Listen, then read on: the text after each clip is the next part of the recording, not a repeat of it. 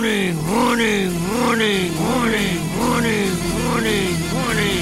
is a emergency broadcast. Code Red, here we are. Pick up your iPads, your cell phones, and have me and listen to Uncle the Podcast. Watch out. If you're sitting down for this, or if you're standing up, you better get ready for this, because it's gonna hit the eardrums. Uncle the Podcast. You are listening to Uncle the Broadcast. My name is Aaron. I'm the nephew-in-law. Here with me is the star of the show, Uncle. Hello, ladies and gentlemen. Believe it or not, I forgot the number. That's noises. But it's is it 186? 186? I think 186 is right. We're not at 200 yet, but we're getting there. It's 187. Is it 187 maybe? Are you sure? We'll have to double check it.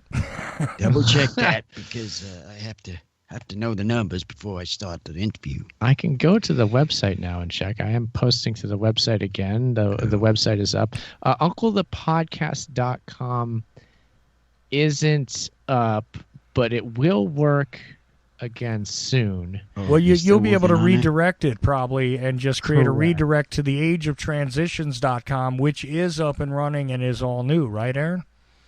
Correct. So theageoftransitions.com is the website now. And I'll get it so that UncleThePodcast.com, you'll be able to type that URL in and it will feed into that. I just haven't done that quite yet, but that'll be very easy to do, actually. We're on 186, Uncle. It is it.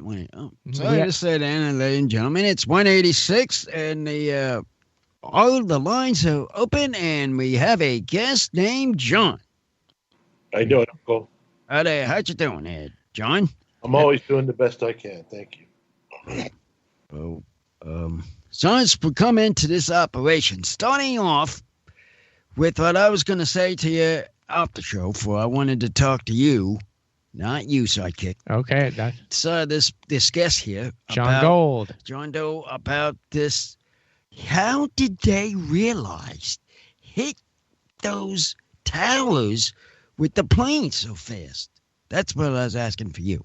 How did they realize they were being the planes were hijacked so fast? Yeah, and how did they know they hit them areas so quickly that before you know it, everybody was turning on the television? It happened quick. It happened. Well, I was at work when it happened. You know, one of the things I did during my interviews was ask everybody what was their day of 9/11 like. You know, for me, I was at work. I was listening to Howard Stern. He said a plane had hit the building, and then a second plane had hit, and, you know, everybody was off to the races at that point.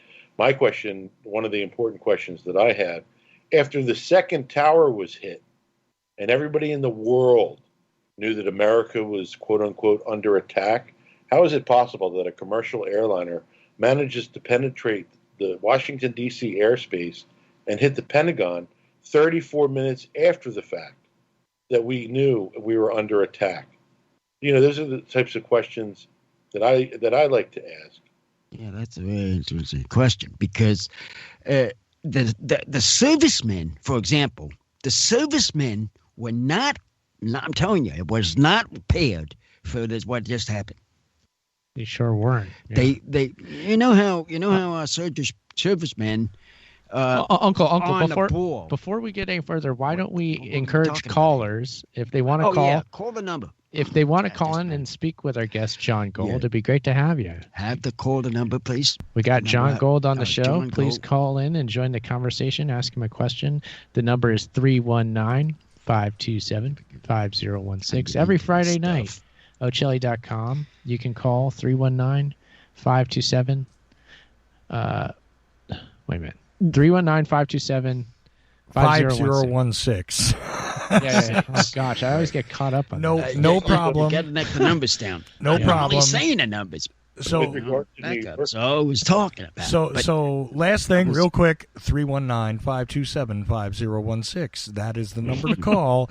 And also, if you really want to get a hold of us on Skype, or you're an international listener and you don't want to pay to call in, message charles.ochelli on Skype, and I will figure out a way to add you into the call.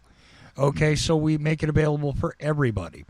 All right, go ahead, guys. Sorry, I just wanted to make that all perfectly clear because this is an interesting discussion you're having with Jon because, quite frankly, about the awareness on the attacks and when it actually happened, Uncle, there's a lot of people still asking questions about exactly who was aware when and why and all that still to this day. Something I'd like to bring up, something called the Combat Air Patrol. The 9/11 Commission said that the Combat Air Patrol was enacted around New York City airspace at a certain time. But in reality, there was a 48-minute discrepancy having to do with the Combat Air Patrol that was formed over New York City. It was 48 minutes later than we were told. So many witnesses heard that. If you listen to Howard on the morning of 9/11, you can hear when the planes arrived. And it happened after the first tower had collapsed. But then suddenly, we were told they were there, I think at like 9:38 or something like that. But they didn't get there until after the tower fell. Right. So that made the problem more difficult for the soldiers to learn. All right, what just happened? I mean, they were like dust. What just happened? I mean, that's what the soldiers are saying. It's hard to deploy a soldier on American soil immediately to this, to defend against something like this. I know. See, now I can add something to this. Unless you have an airstrike from us that came out. Yeah, there you go. Well, we didn't have that. That gets into the NORAD issue. We didn't have it out yet. We didn't. Or did we? Right. Or did we? See, I can add to this discussion a little bit because I was positioned right around Lakehurst Naval Base, McGuire Air Force Base, and Fort Dix, and to watch the military reaction unfold in real time, a general military alert had to be was behind the events by about an hour. Before there was a general alert among the military, and they changed all of their procedures right away, and you could see that happen in real time because they literally rolled assets out, launched things from those air bases, and changed over the guards that were at the borders of these bases, the entranceways in these bases. They were no longer carrying just pistols, they were suddenly carrying M16s. So that happened about an hour after the second plane hit, I would say, and that's something that I could attest to as a witness. But it is remarkable to figure out exactly when there was a reaction. You'd figure that the planes that flew fast should have been able to react quicker, and there's been questions about that for a long time, Uncle. So I think that's a solid question to start off with. I can tell you right now that there were 3 different timelines given by NORAD as to when they responded to the attacks that morning. I know that members of the 9/11 Commission wanted to refer them to the Department of Justice for a criminal investigation because of the lies that they were obviously telling people. And people like Philip Zelikow, who was the executive director of the 9/11 Commission, helped to block that from going to the Department of Justice. And instead it went to the Department of Defense Inspector General. And the difference is that an Inspector General can ask or recommend that somebody be held accountable, whereas the Department of Justice can actually hold people accountable. So that's something that happened. Wow. That very opportunity because this came like a blink of an eye. Before I walked in the door, I went we were somewhere. I come in the door. You don't remember exactly where you were? I don't know if I coming just back from school or what it was. But when I was coming in the door, TV was on and this all was happening. Yeah. That's how fast it was. I remember where I was. Yeah. I remember specifically. Yeah. I was in college. I was going to art school. I was in my video 2 class. And we were sitting in there working on our video projects. I was back in the back editing room, actually editing some piece I was working on. And my friend who's working alongside me was saying like, oh yeah, one of the World Trade Centers got hit by an airplane. And it made me remember the story of the Empire State Building being hit by a plane in like the 20s or 30s. Like, oh yeah, I remember when that happened. That's weird that happened again. And then we were back there, and then somebody said that a second one hit, and we went out in the main part of the classroom, and they had one of those TVs on like those wheelie cart things, and that was on, and we were watching it, and we watched it happen. And I just remember like all my classmates and some other people that were upstairs in that part of the school. And my professor was a very interesting guy, I must say. And it was an interesting place for me to be, and I remember it perfectly, like it just happened. Well, because right after that happened, there was like a hole right on the bottom floor. Poof! That whole thing went down. Yeah, like a smoke bomb. Like someone throwing a smoke bomb at him. It looked a little like that. It looked just like that, in my opinion. Yeah. So how did it sound like you, John? What are we talking about now? The buildings? The buildings, when you first heard it fall. Well, I didn't see them in real life. Real. Whoa, did you see the pictures on TV? I was at my office at the time, and there were people in the workroom that were watching it on television. And I didn't get a chance to see it, but I could hear everyone scream when it happened. Yeah. Now, to me, the buildings, I'm not a scientist or architect or engineer or anything, so I'm not qualified to tell anybody what happened to them. To a layman, I can tell you that it doesn't look right. There were so many different witnesses and, talks of explosions. And, WTC-7 certainly looks like some kind of a demolition. But again... Does anybody know how many people actually died in that? 2,977 plus people died. That's the official number. And I say plus because of the 9/11 first responders died after the fact. And, you could make the argument for the soldiers that died after the attacks and stuff like that, too. But So there you go. Yeah, there is an answer to that question, Uncle. Everybody, that is definitely a memory that everybody has, is the September 11th, 2001. And it's just a unforgettable event for those who were able to remember it at the time. It's fascinating now, getting as far away from it as we are, nearly 20 years, that we're at the point where there's younger people who just did not witness it, or if they did, they were so young they're unable to remember it. Yeah, that's the phenomenon now, is that we're dealing with the fact that this is a historical event, and it's going to be portrayed as history for people who didn't. And again, we didn't live the history, but we were at least alive during it happening, and we saw it on TV for what it's worth. So there's that aspect now. We've got it's back in time. So I think that bears mentioning. In regard to 9/11, we watched history revisionism in real time.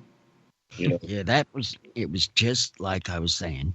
It was just like boom, boom. It hit like a bomb hit, and boom, another bomb hit. Boom. Like a submarine gone down, or a ship goes down, something like that, but a building falls. That was like 2-3 minutes. See, here's an interesting aspect too, Uncle. They were just talking about history and how we could see history being revised in real time.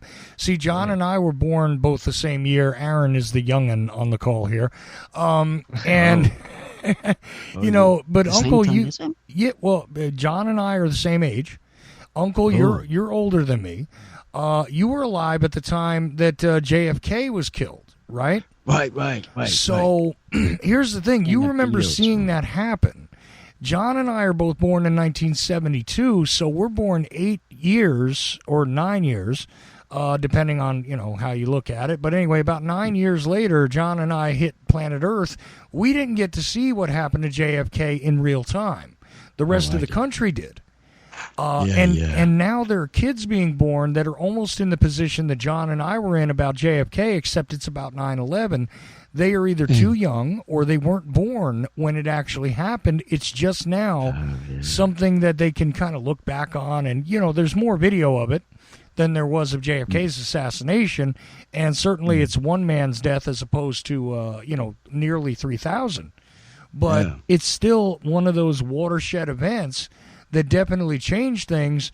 And like Aaron was saying, there's a whole slew of people that are, upright, walking, talking adults now that have absolutely no clue about what it is we shared that day as an experience collectively about 9/11, right, Uncle? So it's interesting that you could tell us more about JFK and what was going on, say, that day around the country, historically, even though I've studied the event myself.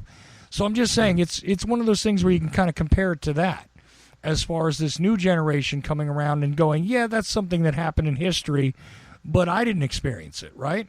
I mean, is that the point you were making, Aaron? Yeah, exactly. I mean, once you're in that point, and you only have the narrative. I mean, you have just pure narrative at that point, historical narrative. I mean, at least when you witness, so to speak, or you're there for it as it happens and you experience that for what that's worth. And I think it's worth a lot. You just get there's just so many effects that happen when people start spinning the narratives and you get so far down the line, like, okay, so how many stories were built on lies or omissions or half truths, and how much of that are we here to believe? And I don't know. I just think that there is something to be said for that. And there's something to be said for all of us looking back on history in that regard, I think. I always view history with that sort of lens, just to remind myself of that's how things work, I don't know. Well, like 9/11 Memorial Museum, I don't think it even mentions the Jersey Girls and the fight that they had to do to get the 9/11 Commission started. That kind of stuff. That's history revisionism in my mind, because they were such a huge part of it. And anyway, after the 9/11 report was released, the narrative was set in stone. And meanwhile, the September 11th advocates of the Jersey Girls have been writing press releases for years and years, bringing into question this or that about the 9/11 attacks, and they got no attention. They only got attention from people like me who would promote their information. None at all? No, hardly any at all. Man, that was unheard for. None at all, and all this going on at once. No? The only thing, the New York Times is the only news outlet that would release the press releases from the September 11th advocates, but they'll only do it every 6 months or so. So they would be calculating, and one would write something, another would write something, and they would team up and write in something else. And so that's how they managed to do that. And that's, about the only credit I'll give the New York Times these days. Yeah. Well, Uncle, is mainstream media an issue? Do we have an issue? Do we have any problems with mainstream media? Are they? What are they up to now? Well, are they on the up and up, or aren't they? Generally speaking. Well, there's climbing. Let's just put it that way. They're better, aren't they, to climb? They're climbing. They're climbing up that ladder. Climbing up the ladder, but not stone yet. But you know how they are with the business, with the news stuff. It's a business. It's something like that. It is a business. It's something like that they're running it. They're running it up and down. But they got the bottom line. They got to make that money. Yeah. That's important. Well, now that we're having on that subject, let's change it one more subject. We're back to that main subject. We're back there. That virus thing. I'll tell you something, people. I had a scare tonight. I had a little scare tonight because this little girl had a fever. My daughter had a fever. Yes, she did. We thought everybody's jumping the gun here. Will you wait a minute? Let's see what the doctors say. Yes, we don't. So know. we didn't know, and then she had a fever. She had a pretty high fever. Yeah, it was going on back and forth. I said, "Oh boy, got to get away from her." I'm thinking, yeah, because me and my sister are the two that we can't be near them if they actually get this, you know. No, Now high, just high risk. Yeah. High risk. I'm just saying a point. Back to the virus. Back to the virus again. Your daughter, Aaron? Yeah. My daughter, she just she got a fever. I mean, you know, these things happen. But she had a fever of like 102, so it was fairly high, and we still don't know what other than it being a fever. She's doing quite well now. Actually, she feels pretty good. I suppose in February I was diagnosed with pneumonia at the time. This is before the outbreak happened, and they wouldn't know what to call it back then. It was in February, but anyway. I supposedly had it, and I felt no symptoms whatsoever, and that's it. If she's getting better, that's a good sign. Yeah, she's doing. You know, pretty still well. have to go check her out just to make sure that it was just a fever. Of course, when she got into the shower, cooled down, that's when it went down. Yeah, but I'm just saying, though. They'll take a chance of not knowing, but you would want to know what it was. Actually. So yeah, obviously a big media story. So if we're talking media, we're talking COVID-19 now. That just goes without saying. There's a bunch of this going around.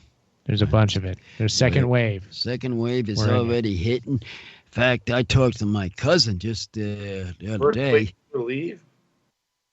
Who? The first wave, did that ever finish? Well, yeah, that's a good question.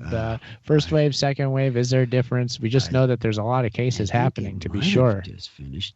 I'm not even sure, but as I was saying that my cousin had said that the second wave and their state came by. So, okay. So they got the second wave. They had the second wave. They're just saying that. There it is. I must be. The first wave must have left. It must have gone if they have the second wave. That must be their second wave. So there must be a second one somewhere. Yeah, it is. It's not here. It's there. Yeah. So it's second somewhere. Somewhere. Well, maybe not everywhere. No. Not 5 o'clock somewhere. It's 5 o'clock somewhere. It is. I don't know what time. It's 8:30 here on the West Coast. You're on Eastern Standard Time, right, John? Yeah.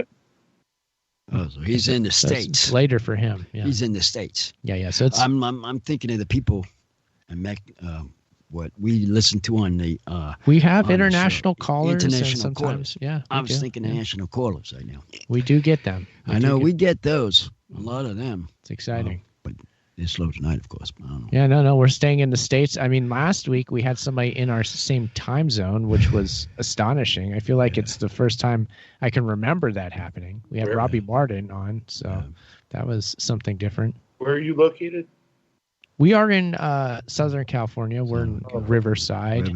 Land of Citrus, Riverside, California. That's how you can do this show. Yeah, it helps. It does help. Yeah. Back in time. Do you want to know what it's like in the future? Yeah. Well, do you know? Well, yeah. John is at 11:30 p.m. We're only at 8:32. What's in the future? That's a very good question. He would know. Right. What's coming in the future? Your show is happening right now in the future. Oh my God! Nice. Hey, just so you know, Uncle, we do have listeners in Canada and Australia. That too. Yeah, as well as the UK, even though it is late. And, in Australia, I can never keep track of what day it is. But along with the people that are across the country, we do have some in California tonight. Let's see, where else? Minneapolis, Minnesota, Springfield, Michigan, looks like. Missouri. Bad eyes again. Riverside, Lake Worth, Florida, Shelton, Washington, and some other unidentified listeners. So just so you know, across America and in a couple other places, right as we speak. There it is. Any of them listening? All of them are listening? Yeah, they should be. Well, if since they're listening, how about that? Since they're listening, why don't you call into the show and talk to call Jon into Gold? the show. Well, have someone talk. It gets you talking. Call in. The number is 319-527-5016. Didn't forget the number that time, did I? No. 319-527-5016, and you can be on the air with us right now. Cool. Or you can come on via Skype if you are in another country or somewhere where it's difficult to call that number. Just get on Skype and find Charles.Ocelli. That's our producer, Chuck. He'll bring you on into the show. Right, and we got about 27 minutes left for you to do so while we're live, just so you know. And then the show will be done. Okay. Well, it looks like we line out on callers tonight there, Chuck. I don't know, we have a guest, of course. But well, I kind of stole one from you, though, because Ed from the Pacific Northwest called in on my show, actually. Oh, nice. Nice. So you got one on us. So that means he got one on each of us. I got a few calls during my show, but Ed was one of them, and I know he is a listener I inherited from you guys. And do appreciate him for calling into my show. But unfortunately, no, the phone lines have not lit up. So there are lines open at 319-527-5016. And now you're probably down to about, 25 minutes or so probably left to the show, something thereabouts. And that's all the time you'll have. Nobody wants to listen to the crazy 9/11 guy. Yeah, that's what it sounds like. No, I've actually gotten text messages already stating that they're very happy to hear you on Aaron and Uncle's show tonight because they've heard you on my show, John. And particularly they point to the one where actually you got a little emotional on my show. I've gotten multiple messages about that, including from a guy who calls himself Creative Accidents. I won't name him by his real name here, but he sent a message. Yes. And a few other people did too, noted that they were really happy to hear you tonight, actually, John. So never think people don't want to hear Jon Gold. They do. Well, it was very nice hearing. What else can I say? Well, we can say anything we want to say, Uncle. This is Uncle the Broadcast. I'm lost of words. I'm telling you. Since the guests were on, I usually let them do all the talking, and I close on what to talk about. Well, why don't we follow that policy right now? John, yeah. What do you got to say over there? We know that something interesting stewing in your mind. Let's hear it. Yeah. Oh, there's always something interesting stewing in my mind. I recommend for people to promote Food Not Bombs, which has been helping people who have been suffering, without food to feed them. Let's see. We need to hold on one second. Okay, no problem. While the individual who helped me transcribe my second book would like to talk about how difficult the process was. And by the way, I would not have been able to do it without them. I could not do it. I could not sit there and transcribe those things. Quick reminder, since this is a different hour and does get split into a separate podcast, quite frankly, go to wewereliedtoabout911.com. That is all one word together. And you can actually get a copy of one of John's books right there and instructions on how to get a copy of the other book by Jon Gold, which coincidentally is called We Were Lied To About 911. Just so you know. Anyway, sorry, John. Didn't mean to interrupt, but figured we should include it since this is a different hour. The transcription process for the second book took 1.5 years, and each interview was about 1.5 hours long on average. So the person who was doing it was such a tremendous amount of work, and we were constantly writing back and forth, do these edits, do that edit. It was just an amazing experience to put that book together. And I really wish a lot of people would promote it. And I know that it hasn't gotten promoted as much as it should have been, because it's really such an important book. And I put my heart and soul into that book. And so did the individual who transcribed it. She also got a lot of the information in the back of the book, footnotes and such and such. But I know they put their heart and soul into it too. So, and it was for everybody. It wasn't for me. The book was for everybody, because this isn't about me. It's about all of us. That sound familiar, Uncle? Projects bigger than oneself, dedicating yourself to something like that, where you're doing something of that kind of importance. Yeah, it does have some kind of appointments on that because look, turn of a dime, things can happen, and it could change as fast like that. Oh yeah, to anybody. Just like that. That we're just talking about here. Mm-hmm. Well, that's how life is. Yeah, you never know what will happen next. You know what will happen the next couple of months. Who knows? Well, we don't know what's going to happen in the next few hours or next couple of days or anything. Yeah, you never know. Never know. So we got to look out for each other. Right. Got to do the best we can. That's what my people at work say. I mean, they're watching over me. I'm watching over them, and we do the on Friday now. Yeah, you had your Zoom work meeting, didn't you? Zoom meeting, and I got to hear a little bit of that. They keep an eye on us. I mean, since we've been home and all, so we can't get out, and transportation problem. They're not letting them go because of this. What's happening with this virus stuff? With this stuff going on, it's scary. Let me tell you. Sure, it's scary. It's starting to wonder myself. Yeah, I mean, it certainly seems as though the cases are rising. I know just my day-to-day dealings, I know more and more people that are getting it, that they're away from work. When they're away from my work, people are being forced to stay home because they have had it, or they're at least in the proximity of it. I know a number of people have actually had it.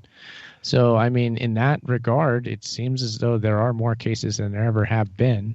Right. So, that is what it is. It's my anecdotal experience there.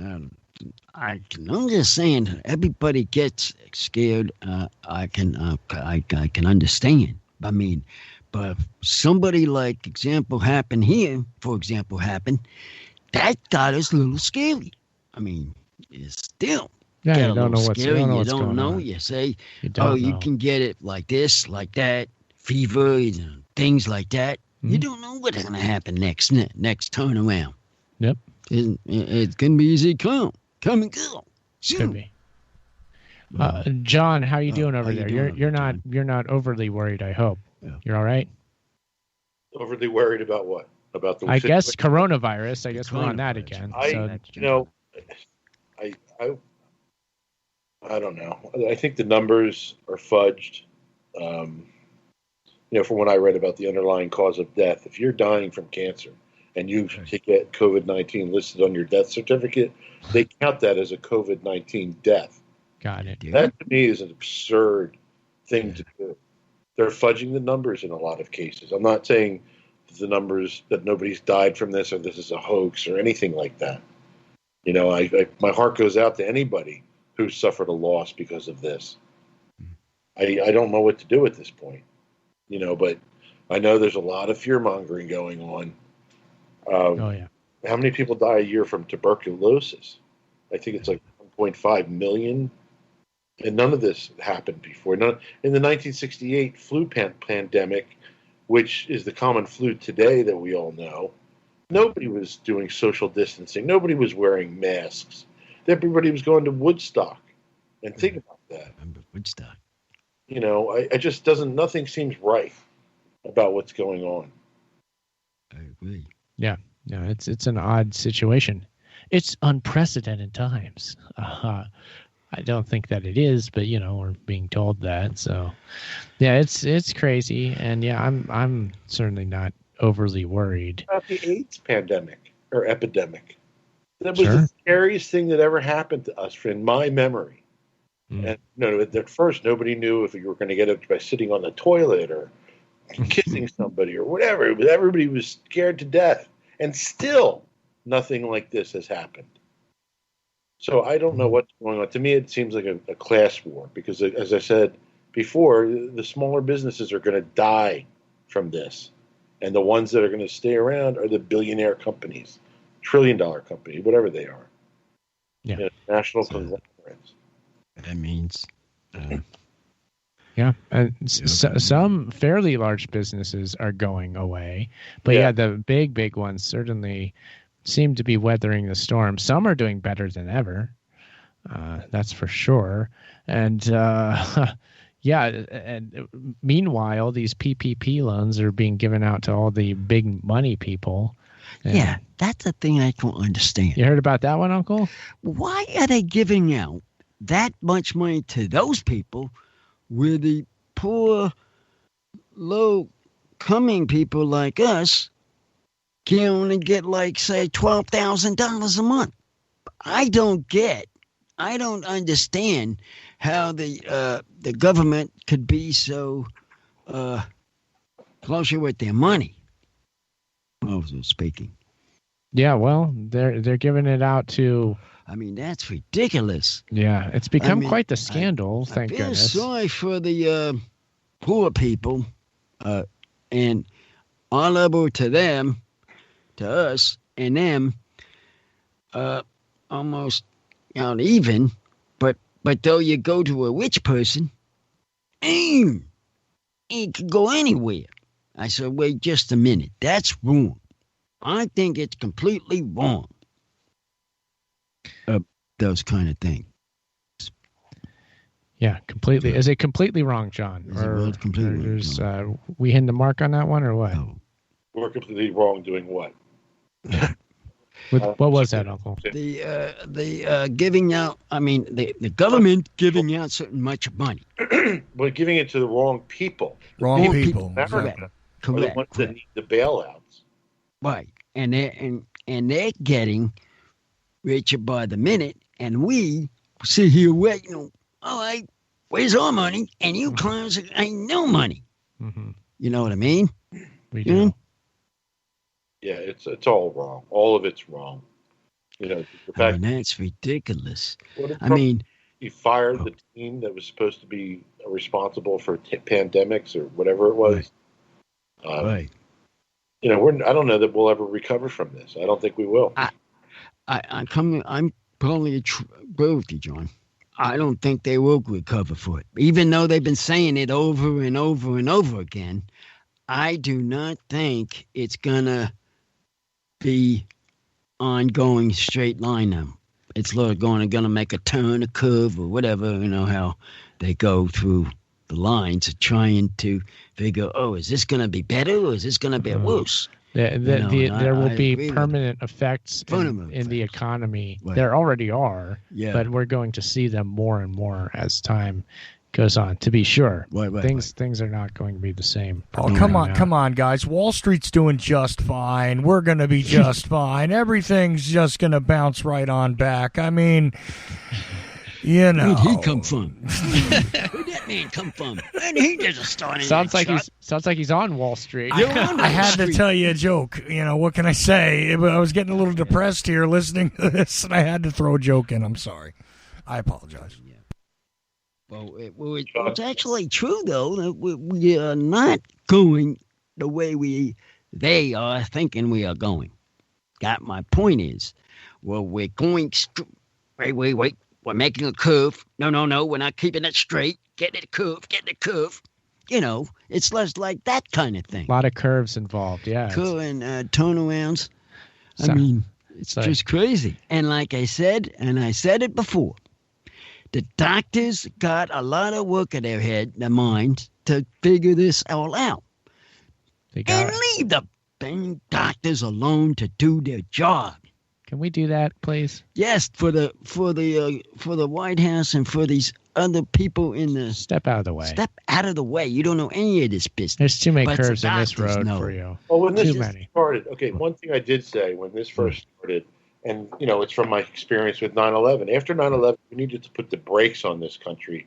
Take a look at why 9/11 happened, how 9/11 happened, who was responsible for 9/11, and then decide what our reaction or response would be to 9/11. We needed to do the exact same thing for the coronavirus, for COVID-19. We needed to put the brakes on this country, have experts, discuss what's going on C-SPAN, to take questions from an audience that was sitting in a socially distant manner, who were wearing masks, who could take questions from phone calls, emails, texts from across the country, and lay this out flat for people to understand what exactly is going on.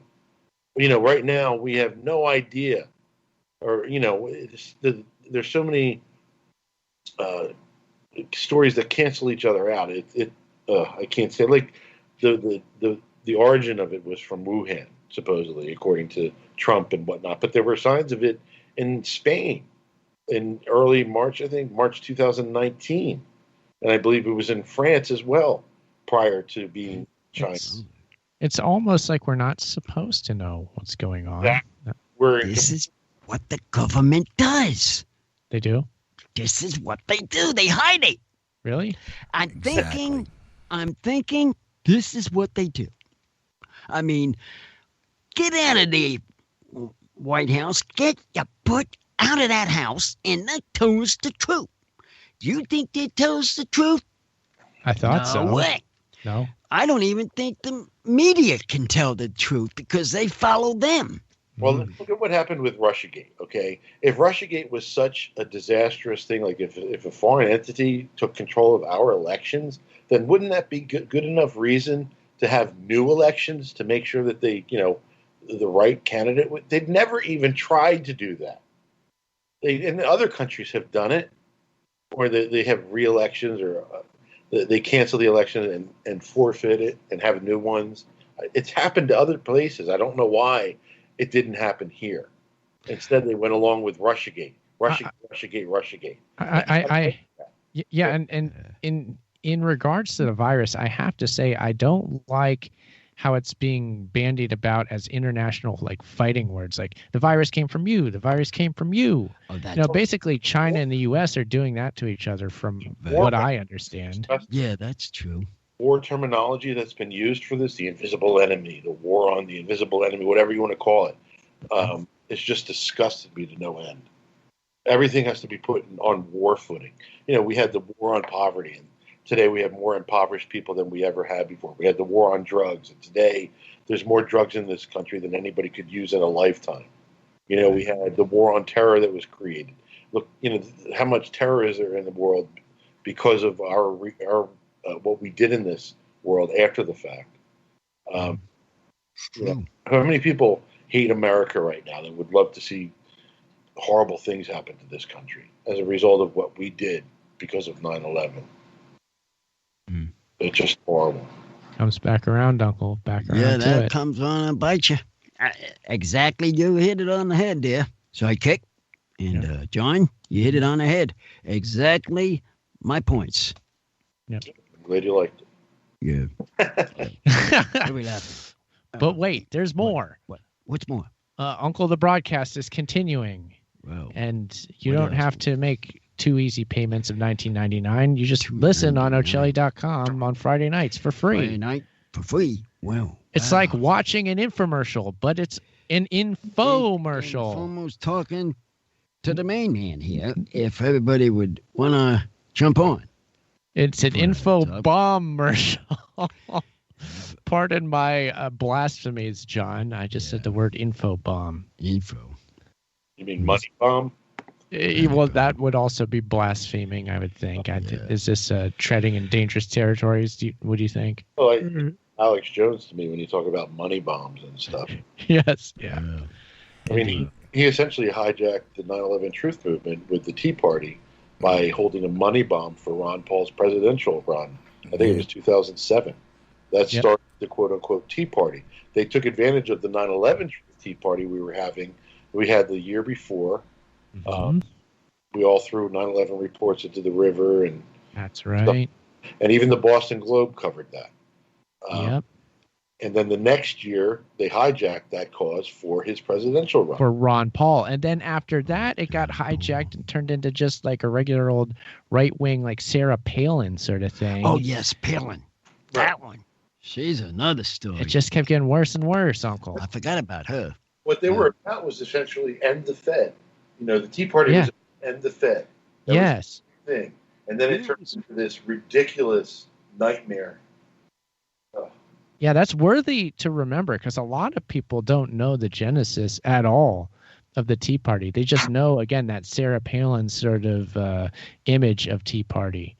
And it's like, oh, geez, look at these morons, basically. And there's really so much more going on there. And to realize its beginnings and how important it was from the beginning with those issues is totally lost. Talking about government for one moment. Yeah. What we're going to wind up doing this coming year, put the ballots in by mail. People are not going to be able to get to the polls. So what's going on here? Can you imagine having a poll situation, having them by mail? That'd be like doing the 9/11 thing, but not knowing the numbers again. Mm-hmm. As trustworthy as the government is, John, what do you think of the the situation here regarding the upcoming selection as we run up to the disaster through this disaster? I mean, how does that play for you, Jon Gold? I mean, what are your thoughts there, given the reliability of the government to be so transparent in the past? I don't follow the elections at all. I stopped following them in 2004. I think I voted in 2008 for Cynthia McKinney, but that was just because it was Cynthia McKinney at the time. But anyway, I don't put any stock into these elections. They are so corrupt and compromised, it's not even funny. You look at the Electoral College, you look at the voting machines, which are so hackable, it's not even funny. I can't remember everything off the top of my head, but there's so many issues. Like the debates are scripted. That's why the League of Women Voters did away with sponsoring the debates years ago in the 80s, because they were tired of them being so scripted. It's just so corrupt and compromised for so many, the voter suppression, the voter intimidation, the, giving out different dates or times for where you can go vote where it wasn't exactly right, and all those little tricks of the trade that all of them take part in. But nobody with a conscience, nobody who would try to do the right thing for the people of this country would ever make it into that office. Ever. They simply wouldn't. Since right now, the man that's in there right now is not really doing a good job of it. Not very good. Not no, in my standpoint. It's not exemplary. I mean, it isn't. Well, what I have seen of, for example, when I saw Reagan do it, he did something. He meant something and did something. But this guy, for example, cannot cover up to that side because he doesn't know what he's doing. He needs to get back to business. Go back to his own business instead of being in politics. He's a businessman. Well, that's what he should stay at. He's a real businessman of his own business, not this business. Right. He's in the wrong business. He's in the wrong business. That's what we're getting. Well, and the thing is, Reagan was at least an actor, and this time they went for a lower element in show business. I mean, Reagan wasn't a great actor, but he was an actor nevertheless, and they went for a lower element in show business by getting the game show host to be president, and you get what you get. I mean, after all, why not just select Chuck Woolery next time? Same thing, and that guy's out of his mind. But anyway. I have a quote from Mark Crispin Miller. Quote, "Trump is the face of U.S. power without the mask. Those pining for Obama want to see the mask put on again." He said that September 21st, 2017. Who said that? Solid point. Wise words. Yeah. Who said that? I like that. Yeah, who was that, John? Who's that? Mark Crispin Miller. Mark Crispin Miller. Well, should have him on the show sometime. Yeah, I might get him on the show. You might have to talk That's to something that to work guy. on, you two. Yeah. Try to get him on the show, because I would want to have to know more about that information. Yeah. Well, that's for another time. It's downright Dionysian. Yeah. Very interesting. That's something to work on. We're getting toward the end of the show, so why don't we ask our guest, Jon Gold, if he has any shout-outs. Was there anybody you would like to shout out to here on the show tonight, John? Michelle, the Library book, Media Roots Radio with Robbie and Abby Martin, Robbie Martin's Maine Politics. I don't know who else to shout out to. Again, Food Not Bombs for this current situation. They could use all the help they could get. Nice. And that's about it. Excellent shout outs there, John. Okay. Uncle, do you have some shout outs you'd like to give? Out to Guy again. I'll shout out to you, Guy. Well, I said I called you one time, so I'll shout you out again tonight. And the regular other people, the soiled men, and Pure Blades. the beef people. Beef people. And Rod and Denise. And Denise. Shout out to you all. Okay, shout outs to everybody. And the guys in the chat room. Yes, shout out to especially the guy that gave us the tea. Yeah, shout out to that would be Creative Accidents. Yeah, he is on the road doing something interesting now, as I understand it. So shout out to Creative Accidents.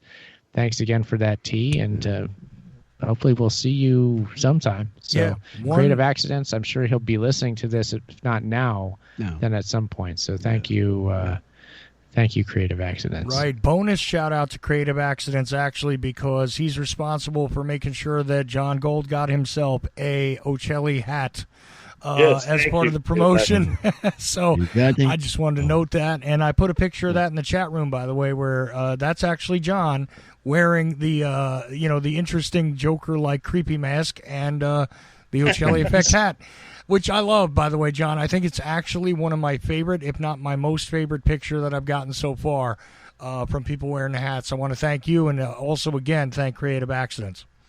Yep, thank you, guys. Oh, yes, I like that face. Yeah. Uncle just with saw that mask. Image. The mask looked like, what was it, like the Joker? Yeah, for the think teeth, so. the teeth part. Yeah. That'd be the Heath Ledger Joker, wouldn't it? Yeah, it looked like. Yeah, so many Jokers. It's hard to keep track of them all.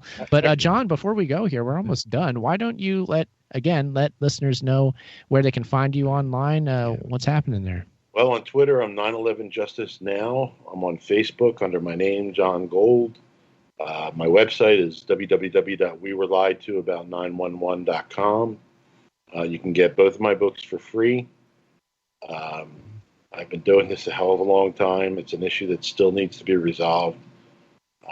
Just from what we're seeing today, extra powers that the government received because of 9/11, they're being used today, and there's no justification for it. And it's just horrible. And we need to address it as a country, as adults, not as children trying to theorize about this or that, whatever. You can also find Jon Gold on Twitter and Facebook as well. I believe he is on, We Were Lied To. He's at We Were Lied To About 9/11 on Twitter, aren't you, John? No, I don't think I created that for Twitter. I have one on Facebook. Okay. Sorry, Facebook. See, I mixed things up. That's why I had to ask. But you do have a Twitter handle, though, don't you? Yeah, 9/11 Justice Now, 911 Justice Now. Okay. See, I have these things bookmarked, and I know I follow John. I think John follows me. I'm not sure, but either way, I'd still follow him. And I advise you guys listening to do the same. Sorry, Aaron. Go ahead and close out the show. Yep. Well, thank you, John, for being here again.